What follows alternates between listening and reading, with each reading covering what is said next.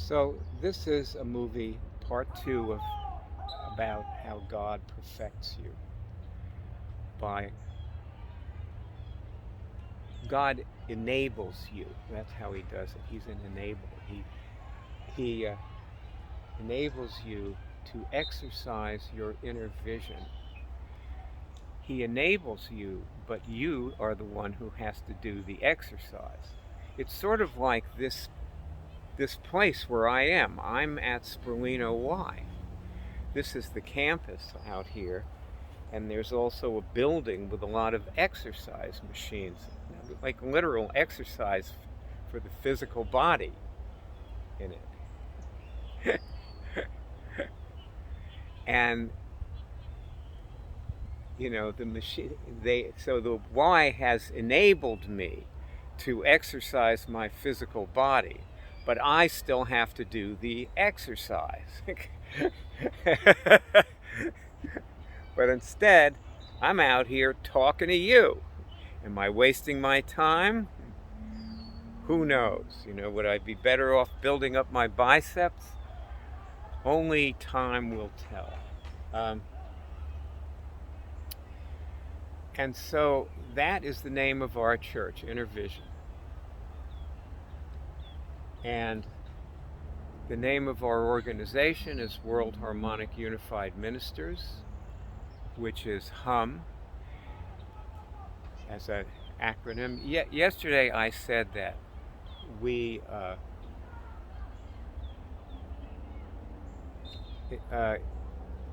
incorporated as a church in the 80s, but actually it was in the late 90s we became a church. I think it was in 96 or 7. And in the 80s, I thought it was in the 80s for a minute there. But of course, in the 80s, we were not a church. We were doing self-help courses. Although my accountant once told me, when I called him up and I said, "Hey, guess what? We've become a church." And he said, "Well, guess what? You always were a church. You just didn't call yourself one." So that's the scoop on that. Anyway, and the movement that we have sponsored is the Cure Drive, where people report their cures. And the activity is Immunix. And Immunix is basically it's controlling your immune system. But of course, you don't control your immune system. The thing that people don't realize, see, virtually every doctor on earth believes that the immune system is controlled by the autonomic nervous system. But actually, the immune system is spiritual, emotional, and physical. And the three areas affect each other, which is why doctors have a devil of a time curing so many diseases. And they just, poor guys, they just don't understand why. Why can't I cure this? He's taking the drug, but then they get the stats, and the drug is only 20% effective against the disease. And the doctor goes, "Dang! I thought we'd do better. I thought we could do better." There was this woman in Holland who, oh brother, I got so many stories. I have interacted with so many people and helped a few too, but this was just too bad. This poor woman, like and she didn't know she had cancer until she got diagnosed, and she had like 6 months to live or something at the point when they found out that she had cancer. Poor little guy, you know and her friend brought her to me, and several of us were on the call with her, and we showed her how to cure the cancer, and we talked to her a few times. We had I think we made several movies with her. as I say, see, I have all these YouTube accounts, and I don't really remember what they are or the passwords for them, and I've got a new phone, so I don't have them listed, and so I really the only time I ever get to see my old movies is when I go on the web college, which is seldom because I'm a stock trader and it takes all my time. It's like, so I don't go to, not as versed in our web college as I should be anymore. Um, but anyway, uh, there was the last movie I made with her. I said to her, "Well, do you think that you're going to cure this?" And I was just shocked by her answer, because I thought what I was expecting her to say was, "Well, you showed me how to cure it, and I'm doing it, and I feel good right now, and I'm able to do it. So, yeah, I think I'm going to cure it." But you know what she said? She said, "Yes, because I believe in aggressive medical treatments." She was dead in 6 weeks. It was just too bad, you know? Somehow, with all the work we did with her, it just didn't register. You know? I just, it, it, like she didn't know she was doing it. She was doing it, but she didn't know she was doing it. It had no effect.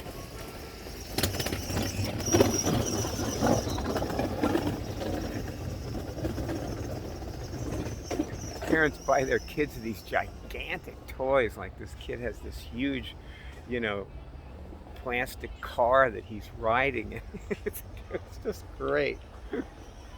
I like it at coming to the Y. You know, I see lots of people. The kids are over on the field playing soccer. And some of them, they're little guys, you know, but some of them are really trying, like they've learned, you know, they've learned to really, really go for it, you know, really try. And I like seeing that. You know, it's good for me to watch people like that. Too bad people don't do that with curing their diseases, or generally with, you see, what you have to do in order to cure a disease is stay connected to God. And when you stay connected to God, you'll have to use your inner vision to stay connected to God. Because otherwise, if you don't use your inner vision, here, look, you can actually ask, am I connected to God right now? I get yes. That's a signal that means yes. And that is the awakening of your inner vision. You know, if you get yes, it doesn't necessarily mean that you were connected to God before you asked. It might just mean you just, you know, decided all of a sudden, oops, I'm not connected to God, and you got connected. And that is not going to cure anything. You cure things by asking embarrassing questions and finding out things that you don't want to know about yourself. That's how you cure things. And that's why a lot of people don't do it, because they do it for a while, but then they don't want to find out the next thing. And see, a lot of things aren't necessarily even about you. They might just be about what you're hoping for. Hope, as we all know, springs eternal in the human breast, you know. So no matter how hard you try to stamp it out, it's still there, you know. So all these things you're hoping for, like that you can have what you're addicted to without it harming you, for you hope that you can do that, but it, you know, the hope causes you to do the thing that's harming you.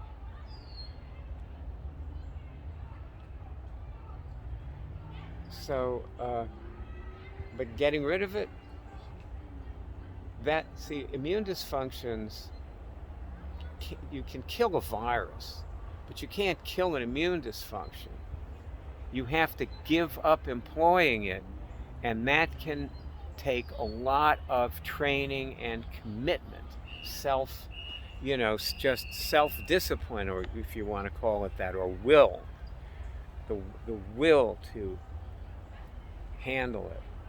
And that's what this is, when what happens when you exercise your inner vision is you see where you're not doing what you need to do for yourself, or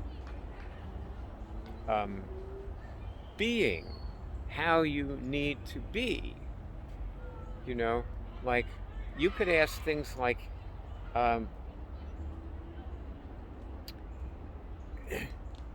is my relationship with my daughter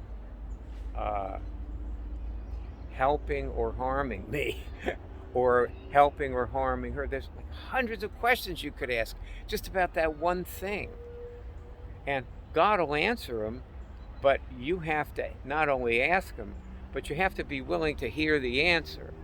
And if you're not willing to hear the answer, or if maybe your daughter is psychically interfering with you, you see, you've got to be, I'll tell you something, you got to be pretty sophisticated to do this stuff. And most people, no matter what they say, are not. It's that simple. They just don't have the level of sophistication that they need to do this.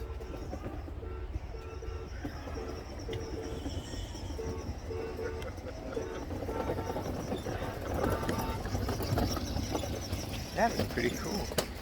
It's got a horn. That toy has a horn on it. And also, I think it's battery operated, which is too bad, actually, because it'd be nice for a kid to get the exercise, paddling his his car.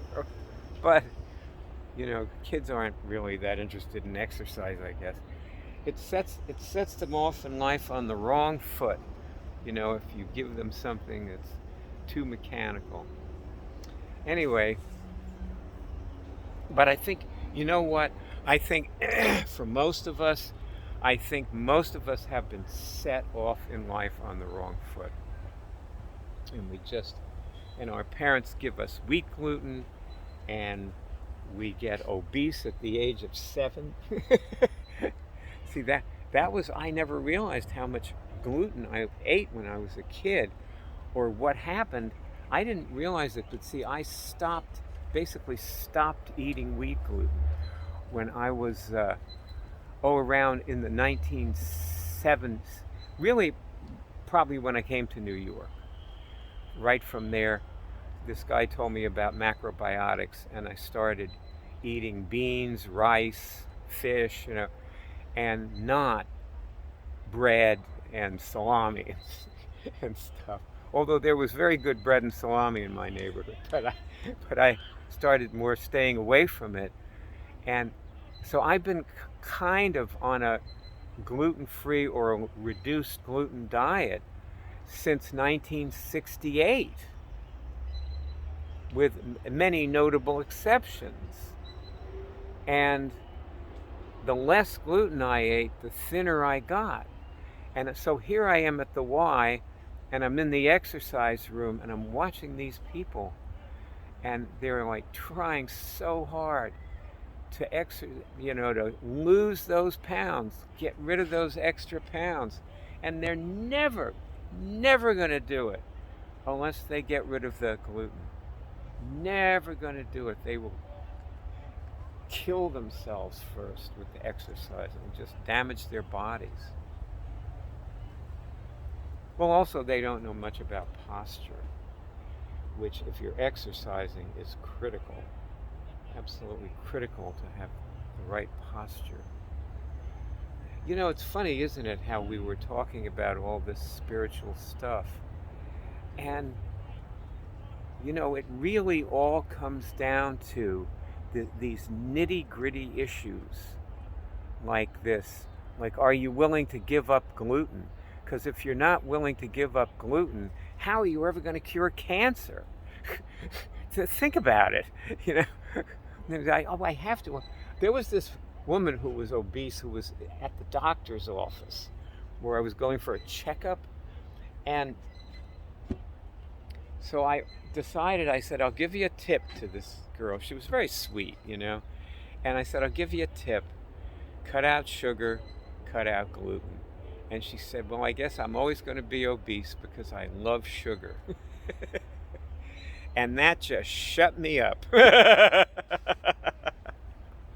If she wanted me to go away, she succeeded, you know. No more help would be forthcoming from me, which she didn't want anyway. So dear hearts, I am ready to complete this movie. I wonder what I should use to complete it. Just to say that God controls your immune system. So, and your immune system has to work in each moment for you to cure anything and stay cured from it. Your immune system has to work, and it has to stay working. It can't have any dysfunctions. It just has to work perfectly for you to cure things. And the way for you to cause that is to connect with God and use your inner vision to keep tabs on your immune system, which God will enable you to do.